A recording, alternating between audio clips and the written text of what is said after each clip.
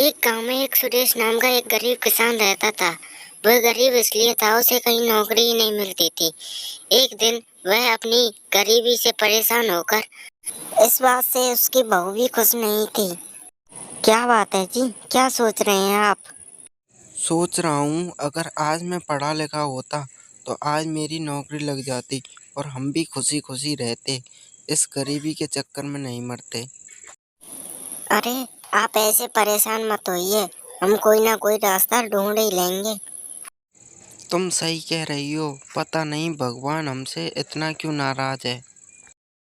आप यहीं बैठिए, मैं आपके लिए कुछ खाने के लिए लेके आती हूँ।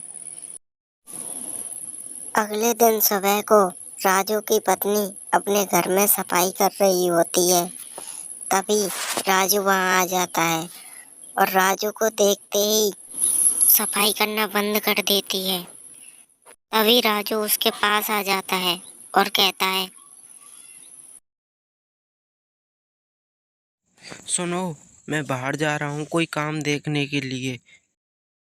ठीक है, जाइए आप आराम से। ठीक है, तुम अपना ध्यान रखना। ठीक है जी, तुम अपना ध्यान रखना और टाइम से खाना खा लेना। आप चले जाओ। हाँ हाँ, मैं ध्यान से खाना खा लूँगा। अभी मैं जाता हूँ, मुझे देरी हो रही है। तभी राजू वहां से चला जाता है और उसकी पत्नी खड़े होकर सोचती रहती है,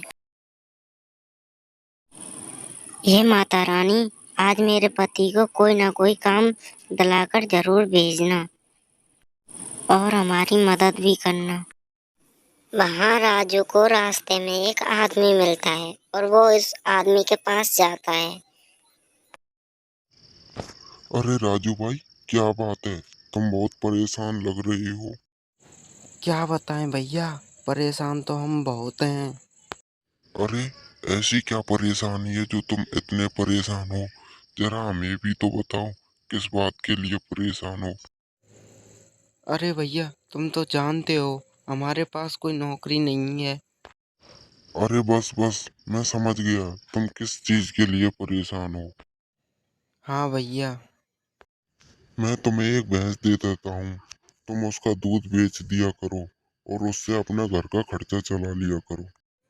अरे नहीं नहीं भैया, हमारे पास इतने पैसे कहाँ हैं जो हम भैंस खरीद सकें। अरे, पैसे कौन मांग रहा है? जब हो जाए, जब धीरे धीरे दे देना। अरे ठीक है भैया, जब तुम इतना कह ही रहे हो तो मैं ले लेता हूँ। ठीक है भाई, तो चलो मेरे साथ। हाँ ठीक है, चलो चलो।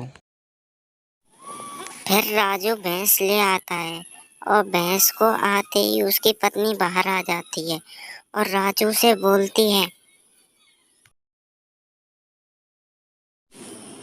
अरे, आ गए आप? और ये भैंस किसकी है? ये भैंस हमारी है और अब से ये भैंस हमारे साथ ही रहेगी। अरे, हमारी भैंस? पर आपके पास इतने पैसे कहाँ से आ? ये भैंस हमें ठाकुर साहब ने दी है और बोल रहे थे धीरे धीरे पैसे दे देना, हम इसका दूध बेचकर उनको पैसे दे दिया करेंगे। ये तो बहुत अच्छी बात है। ठाकुर साहब हमारे लिए भगवान। तुम बिल्कुल सही कह रही हो, ठाकुर साहब हमारे लिए भगवान ही हैं। चलिए, मैं भैंस के लिए घास काट कर लाती हूँ। हाँ ठीक है, काट लाओ। भैंस के आते ही वो दोनों सुखी सुखी रहने लगते हैं।